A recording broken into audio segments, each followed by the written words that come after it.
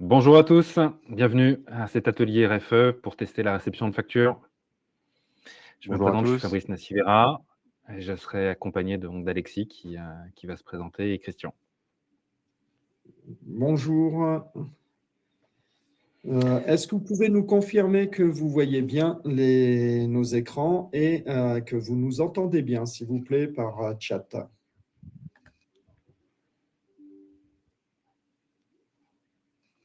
A priori, c'est bon pour tout le monde. Donc, je vous propose de lancer la session, messieurs. Donc, je me présente, donc Fabrice Nassivera, j'assure la direction des opérations du groupe sur NRCI Novages. Ça fait à peu près 25 ans que j'officie dans le monde de Sedge et on va parler donc de la facture électronique et principalement sur la réception des factures d'achat. Je serai accompagné d'Alexis qui va s'occuper de la présentation et de Christian qui est notre expert sur la partie réforme de la facture électronique. Je te laisse peut-être te présenter rapidement, Alexis. Ouais, alors donc moi, Alexis Réan, pour ceux qui ne me connaissent pas, donc je suis chez NRC dans le monde Sedge depuis 14 ans maintenant. Et c'est moi qui vais m'occuper de vous présenter la démonstration produit. Bonjour, moi Christian Douard, donc je suis avant-vente sur le monde Sedge depuis plus de 25 ans également. Et donc, j'ai suivi plus particulièrement le projet RFE et je serai à votre disposition pour des questions sur les différents sujets qu'on aborde aujourd'hui. Alors, on va peut-être refaire un petit point sur la genèse de la réforme de la facturation électronique. La RFE, à la base, vient pour transformer en profondeur les obligations des entreprises autour de la TVA et elle est ordonnancée par des décrets et des lois qui vont rythmer vos prochaines échéances 2026 et 2027. Les dates clés à retenir: 1er septembre 2026, avec une première obligation en fonction de la taille des entreprises de réceptionner les factures électroniques. Donc, quelle que soit la taille des entreprises, vous serez contraint de recevoir vos factures par ce canal-là. Et pour les grandes entreprises et les ETI, l'obligation d'émettre également des factures électroniques et du flux de e-reporting. Sur les obligations, j'attire votre attention sur les donneurs d'ordre. Il est également important de se dire que potentiellement, je travaille avec un grand groupe, je ne vais pas citer un grand groupe, mais globalement, un grand groupe peut vous obliger à dire, voilà, soit vous me donnez votre facture en format électronique, soit je passerai avec un autre sous-traitant. Donc, vous avez des échéances légales, mais vous pouvez avoir des échéances, on va dire, commerciales de par vos partenaires.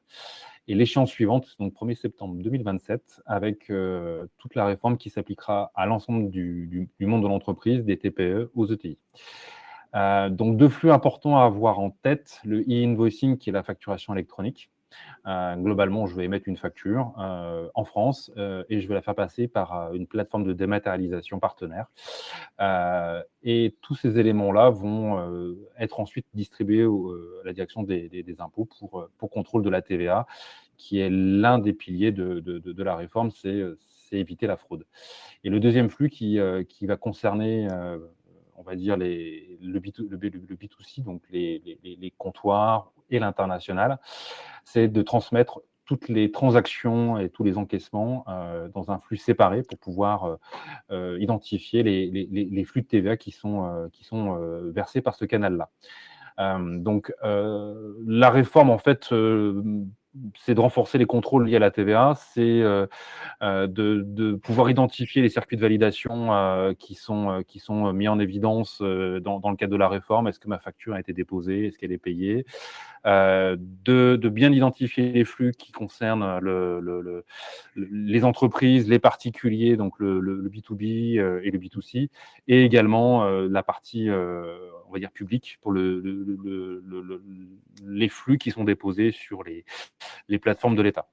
Des formats également qui sont à avoir en tête par rapport aux obligations françaises et demain européennes. Ce qu'on appelle le format FactureX est en train d'évoluer aussi vers des formats un peu plus européens comme l'UBL.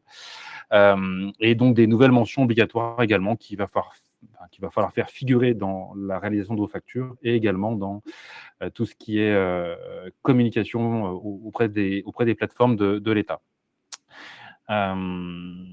Sur donc, le calendrier, gardez bien en tête une première étape septembre. On parle de décembre s'il y a un report, qui est la loi qui l'a intégré. Donc, on peut avoir un report qui sera peut-être mis en place par l'État, mais qui n'ira pas au-delà de décembre 2026. Et même échéance, septembre 27, à avoir impérativement en tête, avec une échéance de report à décembre 2027 au plus tard. Je te laisse poursuivre. Alors, aujourd'hui, on parle de ACS, qui est l'outil qui va permettre de collecter les factures d'achat sur les plateformes.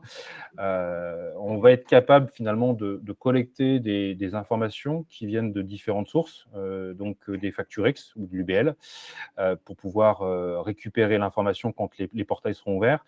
Mais on va être capable également de récupérer des factures sur d'autres formats, des formats de factures qui pourraient venir de l'étranger, par exemple. J'ai des acquisitions qui sont faites en Europe ou en importation, et donc je vais avoir des factures qui vont arriver par des canaux différents. Donc c'est un outil qui va être capable de se connecter à plusieurs plateformes, qui va être capable ensuite soit de lire le contenu de la facture, soit de lire les fichiers qui sont fournis, et ensuite de pouvoir les soumettre à des validations métiers.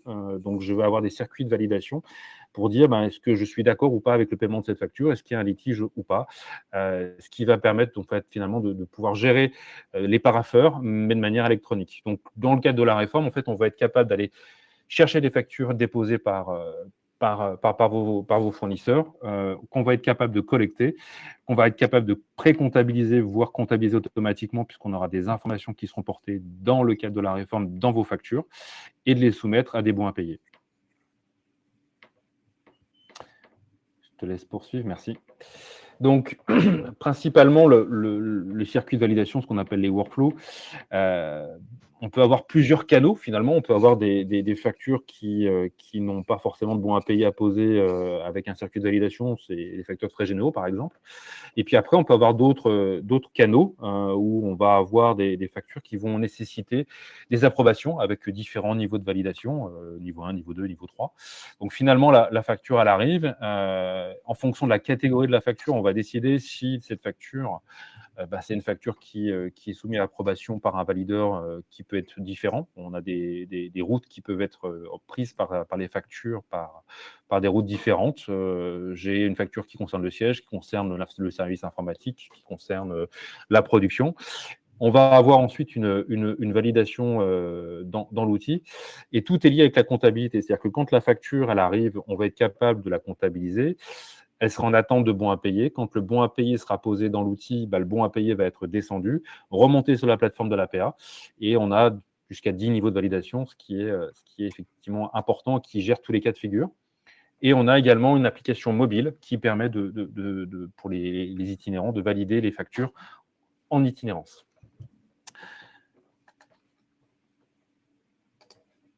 On va passer maintenant à la démonstration, et je vais laisser la place à Alexis qui va vous illustrer tous mes propos, toute la sémantique que j'ai pu apporter jusque-là, qui était un peu soporifique.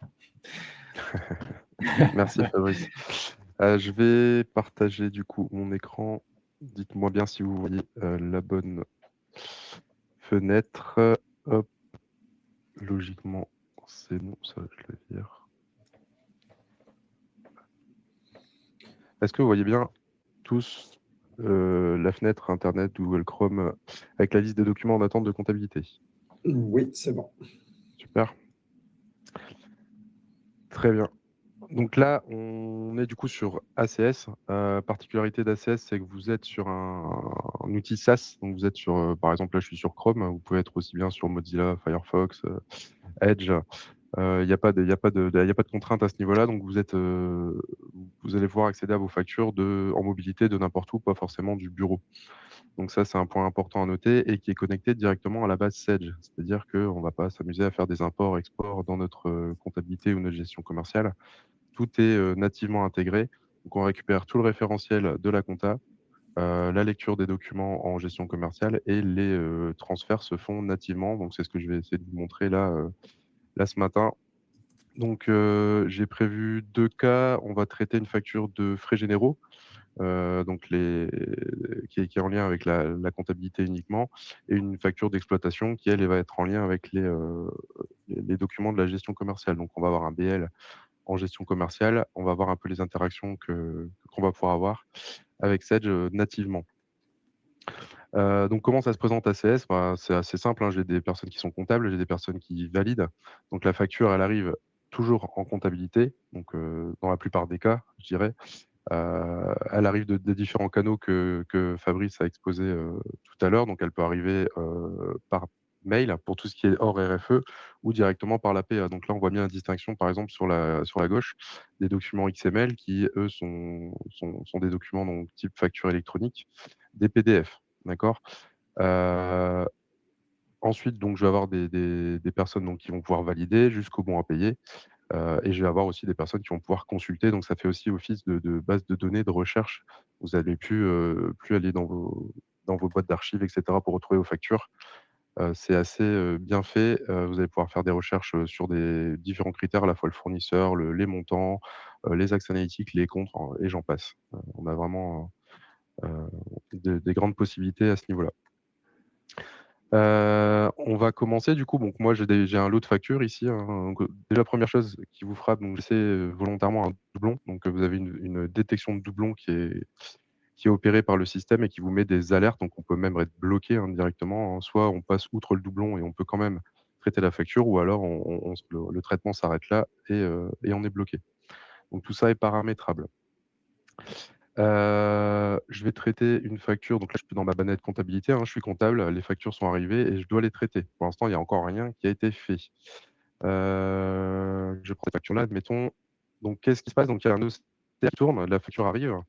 Donc elle arrive soit de format, électronique, comme je disais, soit en format PDF. L'OCR tourne dessus ou non, selon si c'est de la facture électronique ou du PDF, et des informations vont déjà être pré-saisies. Alors là, je suis dans un cas où le fournisseur est connu, donc forcément, j'ai pas mal d'informations qui sont saisies, et l'objectif, c'est de vous montrer la facilité et les automatismes que vous allez pouvoir avoir, et vous n'allez pas devoir passer votre temps à saisir les écritures comme on connaissait auparavant. Donc sur la gauche, ici, on retrouve notre PDF, ou tout du moins notre image. Si c'est de la facture X, par exemple, on a toujours un un aperçu de la facture qui sera générée, qu'on retrouvera ici. Première chose qui est effectuée, donc, c'est la reconnaissance du tiers. Donc là, mon tiers a été reconnu, donc en fonction des informations de la facture. Donc par exemple, le numéro de tirette, le numéro de TVA. Donc on retrouvera forcément sur la facture soit en XML, soit en PDF. Donc ce qui me permet déjà de ne pas avoir à sélectionner mon fournisseur. Mon numéro de facture, pareil, est reconnu automatiquement. Ensuite, je vais avoir tout un tas d'informations. Donc par exemple, ici, catégorie de service. Donc ça va être lié à mes workflows. Donc ça va être personnalisé en fonction des différents cas.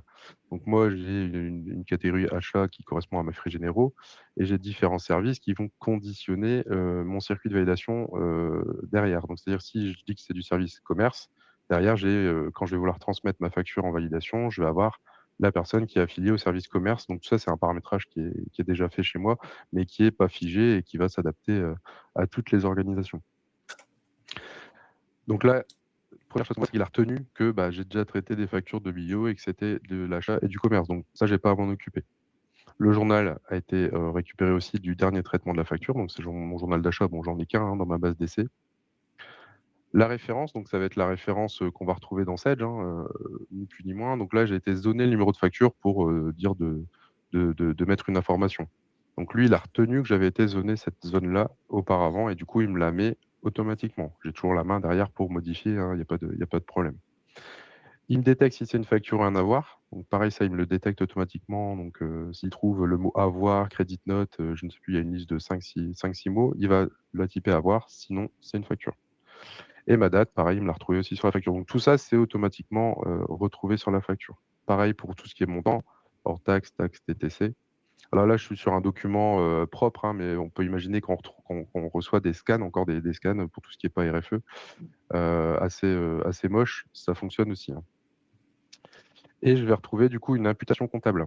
Donc là, pareil, l'imputation comptable, donc mon 401 000, c'est lié à Sage, donc il est capable de me le définir automatiquement. Et ensuite, je vais avoir ici mon hors-taxe, mon compte de TVA, ou plusieurs comptes hors-taxe et plusieurs comptes de TVA, Donc la première fois que je vais scanner une facture d'un fournisseur, bon, ça sera vide, hein, ça sera à moi de lui définir. Et ensuite, donc, il va me retenir les comptabilisations pour me permettre de gagner du temps sur les prochaines factures.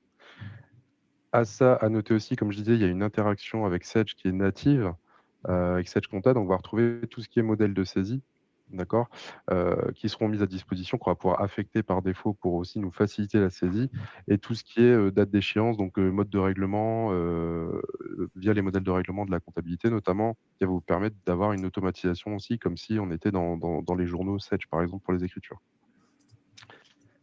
On retrouve également l'analytique. Donc là, saisie analytique, donc pareil, connecté à Sage. Donc là, bah, il m'a pas mis de section. Je suis connecté en direct à Sage. J'ai accès, j'ai le même fonctionnel que Sage, comptabilité pour les ventilations analytiques. Donc j'ai du multiplan, du multi-axe, et je retrouve effectivement, donc là, je vais ventiler sur ma direction commerciale à 100%, peu importe, pour l'exemple. Ensuite, il y a plusieurs possibilités.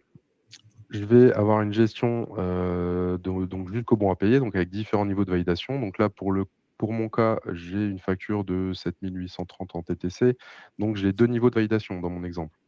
Donc je vais pouvoir la transmettre tout simplement à ma directrice commerciale. J'ai pas le choix, hein, c'est borné, c'est ce que je vous disais. On paramètre à la base le circuit, et du coup, ça bride un peu les tuyaux. Donc les personnes sont dirigées nativement vers les bons interlocuteurs, et je transmets ma facture. Donc là, qu'est-ce qui se passe? Donc j'ai transmis donc dans un CS ma directrice commerciale qui va recevoir la facture. Elle va recevoir un mail, par exemple demain, bon, selon ce qu'on a défini, pour dire bah, j'ai autant de factures à valider, merci de se connecter sur le site pour pouvoir les valider. Entre-temps, donc moi, automatiquement, et là, c'est ce qu'on voit, c'est ce qu'il est en train de faire, en fait, un traitement en cours 0/1, j'ai un envoi automatique de l'écriture vers ma compta. Donc, logiquement, bon, ça va.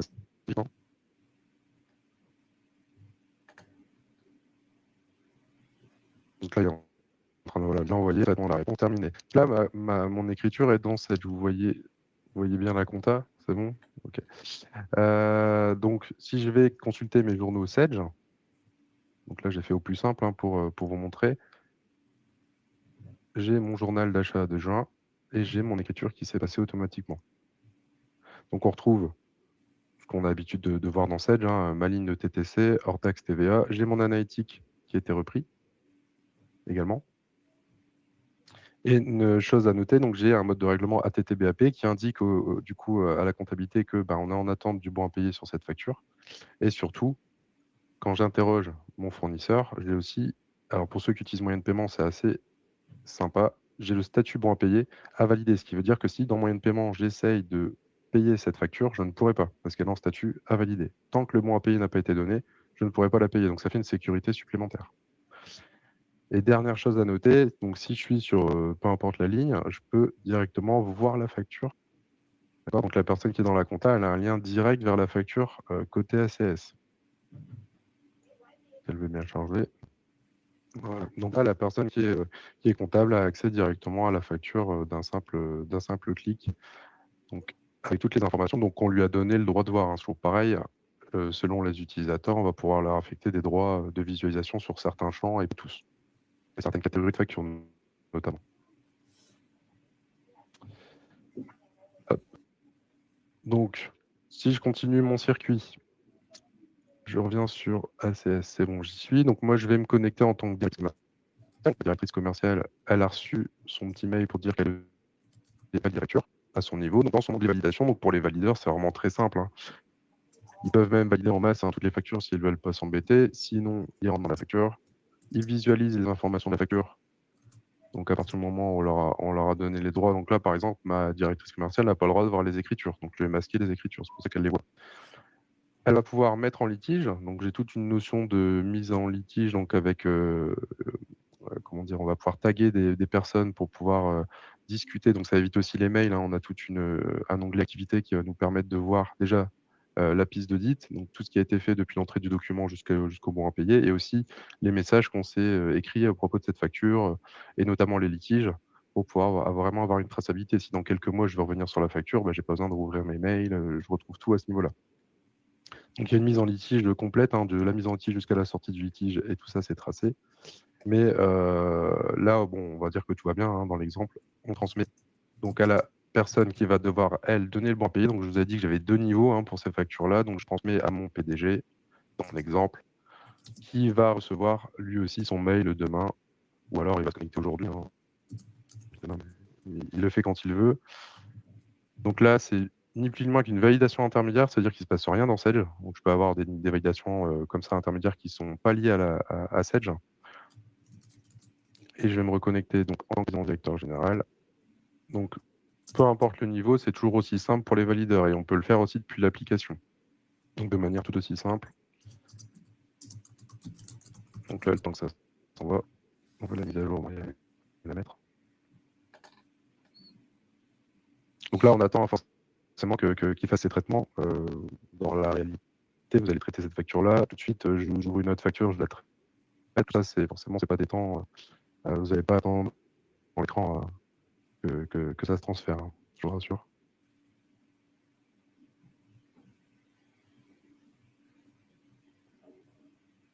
Je sais pas pourquoi.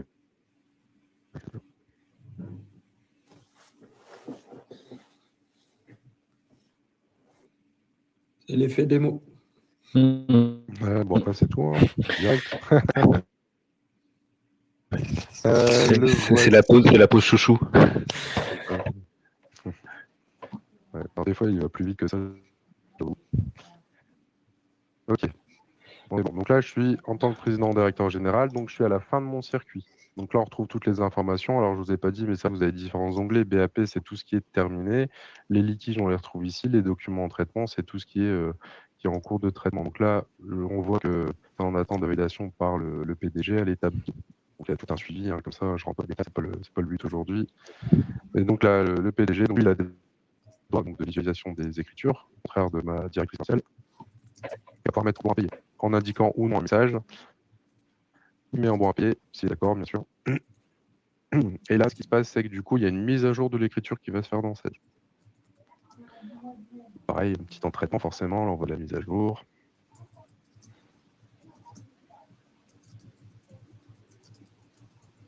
Attends, je vais me reconnecter à mon compte. Voilà.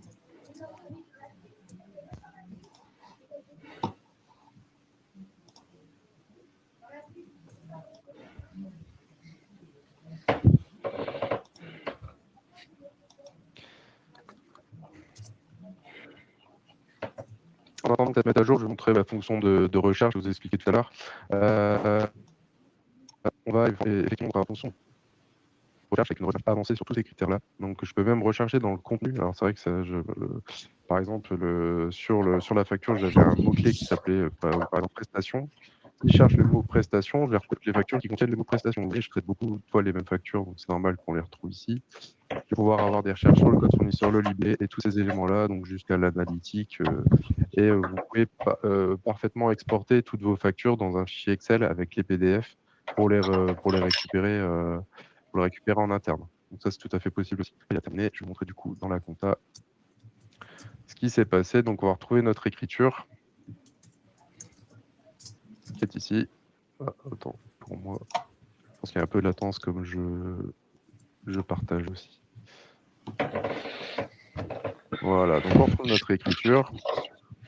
Donc, avec le mode de règlement qui s'est bien mis à jour, virement. Donc là, on sait visuellement dans le journal que le bon à payer a été donné. Et surtout, donc si moi j'interroge mon 401 000, donc pour les utilisateurs de moyens de paiement, on va retrouver le statut bon à payer, donc ce qui libère le paiement, la possibilité de payer dans moyen de paiement.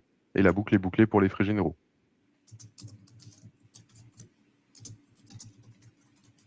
Je ne sais pas s'il y a des questions, mais on les verra après. Du coup, je vais enchaîner je réponds, il y a sur quelques la questions, partie Alexis. gestion commerciale. Ouais. Il y a des questions, Alexis, ouais. je réponds un peu au fil de l'eau, bon. Mais pour autant, on les reprendra à la fin. D'accord, super. Donc là, je vais vous montrer un petit peu en gestion commerciale, donc pour les factures d'exploitation, donc pour les clients équipés du coup gestion commerciale 7, j'ai volontairement créé 2 BL ici. Donc je vais en traiter un sur les deux, qui correspondent à forcément ma facture que j'ai scannée, c'est plus simple. Je reviens du coup sur ma comptabilité, et donc je vais traiter la facture de bio qui reste, qui est ici, de 810 €. Ça, c'est plus simple, il y a un cas niveau validation. on va gagner un peu de temps. Donc pareil, hein, il récupère l'information comme tout à l'heure, comme pour les frais généraux, c'est de la même chose, sauf que moi je vais dire que c'est du rapprochement et non pas du frais généraux. Donc rapprochement avec les bons de livraison ou les bons de commande de la gestion commerciale. Moi, en l'occurrence ici, c'est des bons de livraison. Qui récupère toutes les informations, donc ça, il n'y a pas de problème, c'est comme tout à l'heure. Je vais relancer le rapprochement. Donc là, vous êtes en lien direct avec Sedge. Si je recrée là maintenant un BL dans Sedge, admettons, je vais pouvoir l'avoir en direct sur ACS, hein. Il n'y a pas de délai, on n'attend pas le lendemain, etc. C'est vraiment du natif et du live. Donc là, je consulte mes BL en direct de ma gestion commerciale. Donc je retrouve mon BL de 810 ici. Donc je vais pouvoir visualiser les détails, hein. Donc là, je l'ai créé directement. J'ai le numéro de DC. Et on aurait aussi le numéro de DC à ce niveau-là si je l'avais transformé en BL. On va aussi, bon là, j'ai fait un cas simple, hein, on est à 810 sur la facture et sur le BL, mais on aurait aussi la possibilité de rajouter des lignes pour les frais de port ou des éléments qui seraient sur la facture et qui ne seraient pas sur le BL. Ça, c'est tout à fait possible. Donc là, je lance mon rapprochement à 100%. Donc ici, il n'est pas saisie comptable, mais on pourrait imaginer avoir une saisie comptable. Ça dépend de comment vous voulez procéder. Est-ce que c'est la gestion commerciale? Parce que là, en l'occurrence, ce que je fais, c'est que je rapproche mon BL. Quand je vais transférer à ma directrice commerciale, parce que c'est toujours elle dans ce cas-là, ça va transformer mon BL en facture dans la gestion commerciale. Et ensuite, bah, soit je laisse la facture telle qu'elle et c'est ACS qui comptabilise, comme pour les frais généraux, ce qui n'est pas le cas dans l'exemple ici, hein. Mais je pourrais avoir aussi les lignes d'écriture comme je les avais pour les frais généraux, ou alors c'est la gestion commerciale qui va comptabiliser la facture. Donc ça, on s'adapte aux différents besoins des clients. Donc là, c'est un rapprochement avec transformation de BL en facture et comptabilisation depuis la GESCOM. Donc je transmets à ma directrice commerciale, ça ne sache pas, vous connaissez déjà. Il y a un petit traitement en cours de l'autre côté. Je vérifie que j'avais bien fermé ici, c'est bon. Donc pareil, on a un petit peu forcément le temps de traitement. Donc moi pendant ce temps-là, je continue de traiter d'autres factures. Pareil, je ne sais pas si vous avez vu, mais quand je fais transmettre, il y a un petit bouton qui me dit est-ce que j'ouvre la facture suivante pour pouvoir gagner du temps et pas devoir aller dans la liste et cliquer pour ouvrir la facture suivante. Dans la pratique, c'est comme ça qu'on fait. Donc je reviens dans mes documents des achats. J'essaie de pas aller trop vite. Voilà, bah, mon BL, on l'a vu, et je ne sais pas si vous avez été attentif, mais il a disparu quand j'ai ouvert ma fenêtre des BL et il s'est transformé en facture. Il est ici. Transformé en facture, donc automatiquement grâce au rapprochement. Voilà. Donc s'il y avait eu des articles supplémentaires, bah, il serait affiché ici, hein, à ce niveau-là. J'ai toujours mon petit programme de visu facture comme on avait dans la compta tout à l'heure. Donc si je clique dessus, ça me permet de visualiser la facture côté ACS. On a un lien direct, hein, on n'est jamais coupé. Voilà ma facture qui apparaît avec mon BL qui est rapproché.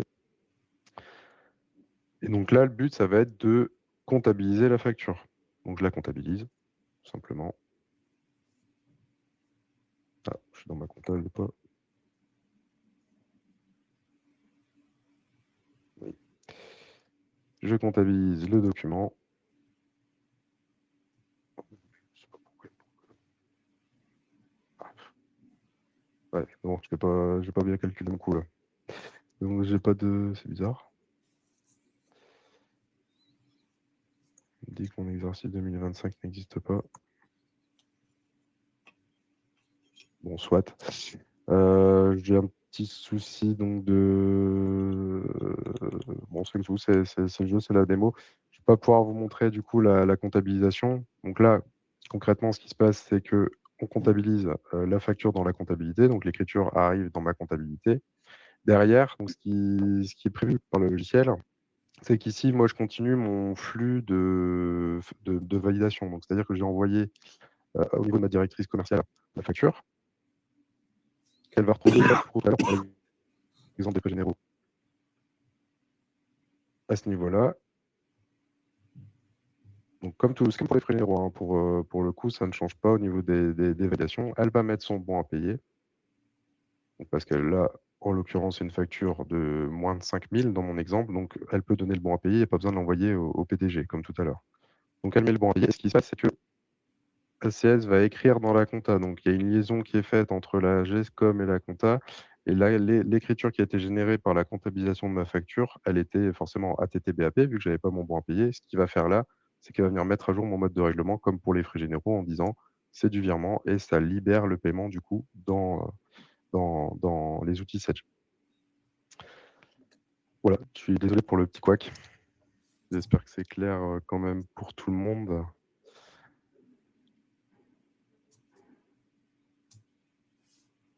Hop, je vais repasser sur la présentation. Hop. L'écran.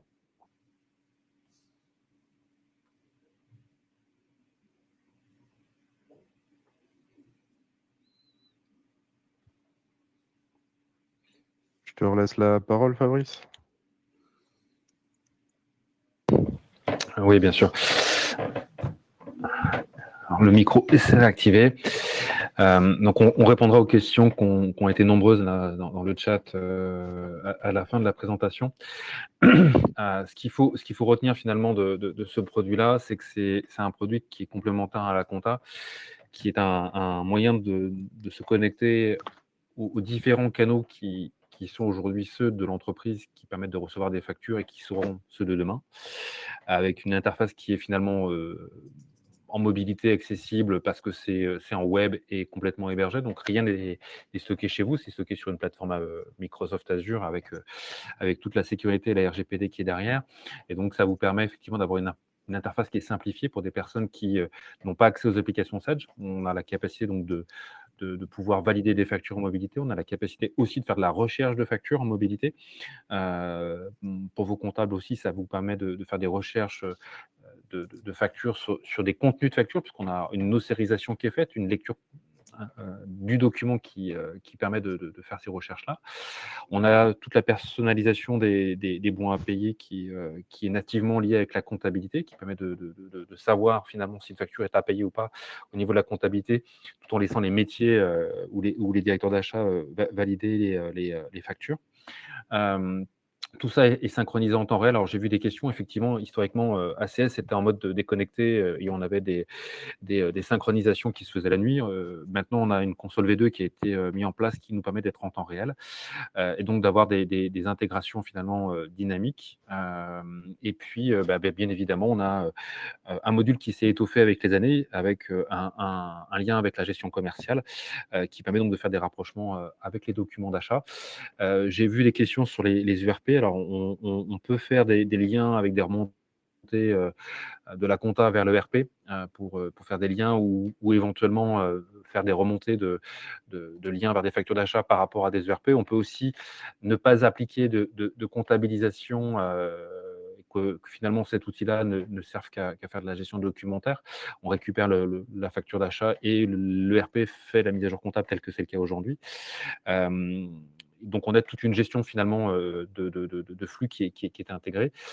Et dans les évolutions qui sont en cours, le produit s'est étoffé d'une gestion documentaire un peu plus large, puisqu'on a la capacité d'avoir une GED qui est intégrée finalement à l'outil, et une gestion des demandes d'achat qui est également en cours d'implémentation aujourd'hui, qui permet donc de créer des workflows de demande d'achat. Donc tout ça, c'est le socle d'achat. Et dans le dernier né qui va arriver, c'est la capacité aussi de pouvoir émettre des factures électroniques avec cet outil-là. C'est-à-dire que demain, si votre ERP qui n'est pas Sedge n'est pas aujourd'hui capable de fournir des factures X ou d'être connecté à NPA, on aura une brique qui viendra se rajouter, qui vous permettra donc de récupérer des fichiers CSV de facture ou des fichiers PDF et de pouvoir utiliser l'outil ACS pour émettre des factures clients. Donc finalement, on a un outil qui était à la base achat qui devient transverse à l'entreprise, puisqu'on va pouvoir gérer des ventes, des achats et de la gestion électronique. Et on réunit finalement des personnes qui aujourd'hui étaient mises un peu de côté, puisque la validation se faisait sous des parapheurs. On avait des itinérances qui rendaient problématiques les bons à payer. Donc tout ça est maintenant finalement réuni dans un seul et même outil et qui permet donc de fluidifier les flux et d'éviter les pertes de factures qu'on pouvait avoir ou les pertes de temps dans la recherche de factures. Je te laisse passer à la slide suivante. Bon, on passe aux questions-réponses. Du coup, je suis en train de regarder un petit peu. Alors juste, Juste avant de passer aux questions-réponses, je voulais juste rappeler, donc on a certaines obligations dans le cadre de la RFE, on en a parlé. Il faut avoir en tête déjà de s'inscrire à l'APA, on en a parlé, mais j'ai peut-être pas assez insisté dessus, donc je reviens là-dessus. Pensez à choisir une PA ou plusieurs PA pour pouvoir faire vos dépôts, et c'est urgent de le faire rapidement. Les annuaires sont ouverts, il faut le faire. C'est des démarches juridiques qui nécessitent un certain nombre de documents qu'il faut fournir, donc il ne faut pas non plus attendre le dernier moment. Il peut y avoir des problèmes dans les référencements.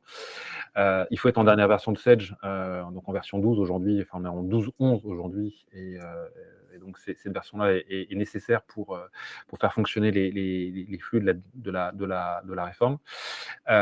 Et puis je rappelle qu'on a 2 ateliers qui sont à venir autour du e-reporting et de la TVA, le 24 et 26 février prochain, donc je vous invite à suivre. Voilà, je te laisse à la partie questions-réponses. Je vois que Christian a déjà répondu à pas mal de questions. Alors, j'ai vu une question, je ne sais pas s'il avait répondu. Christian, est-ce que le valideur est informé d'une facture en attente de validation? Oui, on a des mails d'avertissement. On peut avoir aussi des récaps, des relances. Oui, tout à fait. Alors, je vais reprendre par rapport à quelques questions où effectivement, ça nous a été demandé si on pouvait rapprocher d'un bon de commande. Donc ça, on l'a vu sur la deuxième partie de la démo, où on va pouvoir effectivement, avec Sedge ACS, rapprocher soit bon de commande, soit BL, suivant le contexte de paramétrage.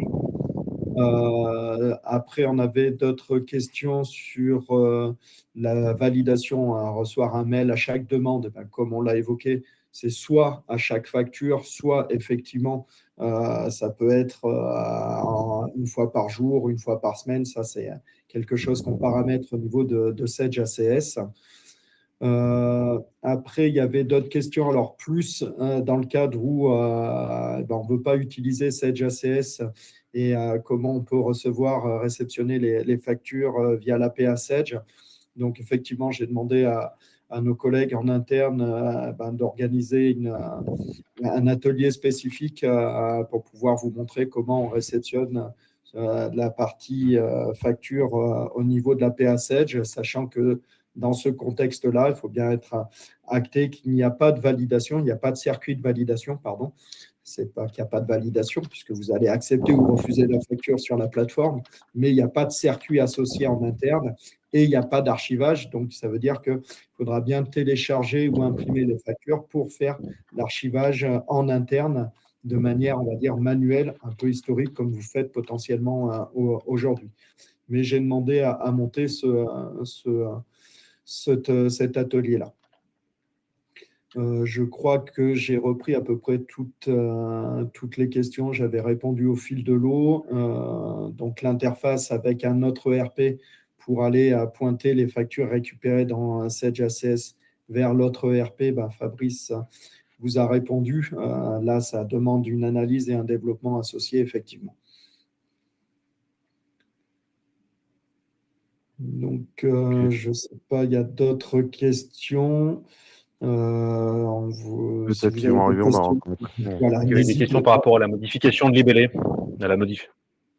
Alors, on peut faire des modifications comptables. Après, il faut faire attention qu'il n'y ait pas une désynchronisation entre les deux environnements, parce qu'effectivement, comme on a ACS qui envoie un élément, si on commence à modifier les écritures en comptabilité, on peut avoir des problèmes de désynchronisation, de mise à jour des bons à payer qui ne se fassent pas correctement, puisqu'effectivement, si l'écriture est modifiée de manière significative, on va avoir un problème de qui émettre sur quoi, finalement. Et donc, on peut faire des modifications avec une certaine prudence. Voilà, c'est tout. On peut modifier alors, notamment l'analytique. Excuse-moi, du coup, on peut modifier l'analytique sans problème, l'analytique, le mode de règlement. Après, vraiment, il y a des modifications, vous avez l'habitude d'apporter des modifications. Ce qu'on peut faire, c'est décaler l'export, parce qu'on peut toujours modifier dans ACS tant que ce n'est pas exporté dans cette comptabilité. Donc, on décale dans ce cas-là l'export à la dernière étape, par exemple, ce qui vous permet de pouvoir intervenir sur les écritures si vous le souhaitez, quoi. Mais oui, sinon, il faut faire attention aux problèmes de désynchronisation. Vas-y, Christian, je t'ai coupé. Non, bah, t'as répondu à ce que j'allais dire. Ah bah Après, super. la modification du libellé, quand il y a la proposition directement au niveau de Sedge ACS, ce n'est qu'une proposition. Et bien sûr qu'on peut encore, là, dans Sedge dans Sedge ACS, intervenir sur le libellé. C'est ça. Si erreur de compte de charge, comment modifier? Bah, si c'est exceptionnel et si vraiment on n'a pas le choix et qu'on arrivait au bout du traitement, on est obligé de repasser la facture.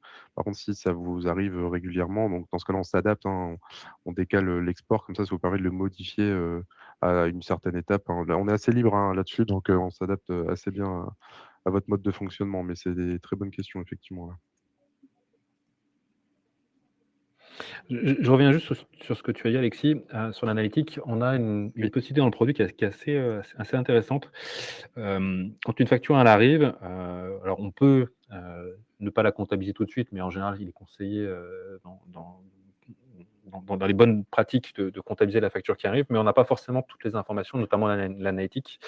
Et on peut très bien demander à un valideur de renseigner l'analytique au moment où il valide la facture. Donc, finalement, la facture est enregistrée comptablement dans une section d'attente jusqu'à ce que le valideur, qui est un chef de chantier, par exemple, dit ben voilà, cette facture concerne tel chantier. Et quand il pose le bon à payer, il va indiquer la section analytique qui va mettre à jour la comptabilité. Ce qui, finalement, peut avoir un gros intérêt quand on a des personnes qui sont à la compta, mais qui ne savent pas forcément sur quelle analytique imputer la facture. Alors, pour vous répondre, Monsieur Bonnet, donc par rapport aux outils obligatoires pour recevoir et émettre, alors ça dépend un peu des outils que vous utilisez. Si on est en réception et que vous avez la comptabilité Sedge, le minimum, hein, c'est d'avoir effectivement la mise à jour en V12 et d'avoir SDCC pour pouvoir avoir l'ouverture de la PA Sedge pour pouvoir faire la réception de vos factures. Ça, c'est le minimum à avoir. Après, c'est que du traitement manuel. Il n'y a pas d'historisation, il n'y a pas d'archivage. Mais le minimum, c'est d'avoir la dernière version V12 de la comptabilité, d'avoir le module SDCC pour s'inscrire au niveau de Sedge Connect. Après, en termes d'émission de factures, ben, la question, enfin, la projection est un peu la même, ça dépend des outils. Si vous avez la gestion commerciale Sedge, la partie SDCC va toujours nous permettre de gérer l'envoi des factures directement à partir de la gestion commerciale. Au mieux d'imprimer, on fait transmettre. Je schématise, mais c'est très clairement le principe de fonctionnement. Par contre, si vous n'avez pas d'outil de gestion Sedge, et ben là, c'est par rapport à votre solution. Est-ce qu'elle est solution compatible ou pas?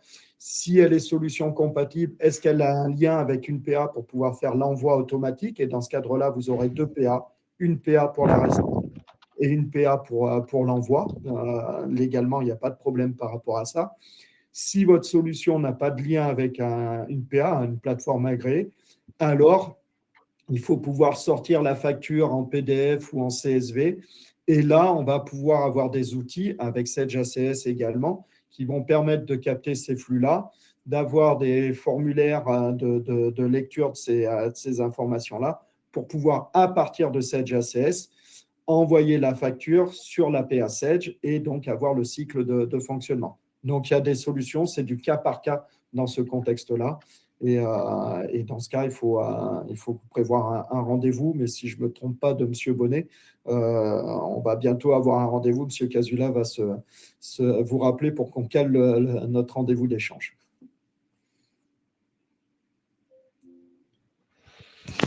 Je vais répondre à Madame Bouquet qui a l'impression que ACS comment dire, est une option obligatoire.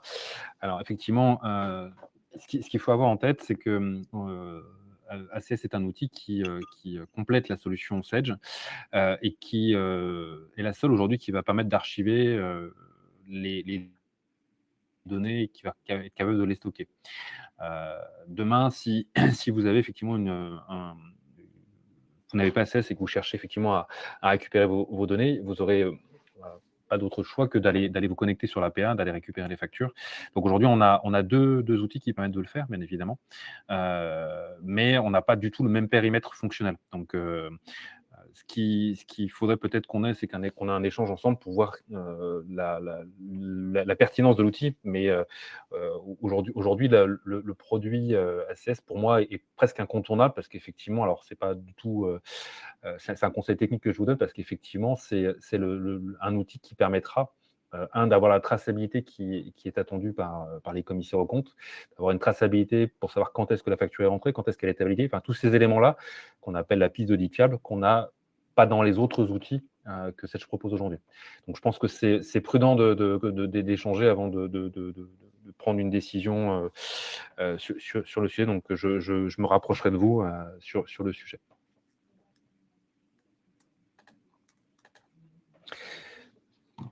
Est-ce que tu vois d'autres questions, Christian? Sinon, on va peut-être clôturer la session. Là, non, il y a... Voilà, Madame Bocquet qui nous répondait par rapport à sa question et qui dit qu'elle a envoyé un mail à Yann, mais donc voilà, donc on a bien pris en charge. Donc, écoutez, on espère que ce rendez-vous... Ouais, très bien. Donc, j'espère que ce rendez-vous a été utile à chacun d'entre vous. C'est un outil qui est assez magique et qui va vous permettre d'anticiper et de vivre sereinement la bascule de la réforme de la facturation électronique et d'être prêt au 1er septembre. Donc, je rappelle les ateliers qui ont lieu la semaine du 20, donc le 24 et le 26 sur la TVA. C'est un élément important qui est aussi critique que la réception des factures d'achat. Donc, on n'ira pas non plus dans un détail très précis, parce que c'est extrêmement vague, mais en tout cas, c'est pour vous illustrer la difficulté de ce sujet qu'il va falloir traiter en parallèle. Merci Alexis pour la qualité de la présentation et merci à Christian pour son accompagnement et Cyriac pour l'événement. Merci à tous d'avoir suivi cet événement et je vous dis à très vite. Merci à tous, bonne journée, à bientôt, au revoir. Au revoir, merci. Au revoir.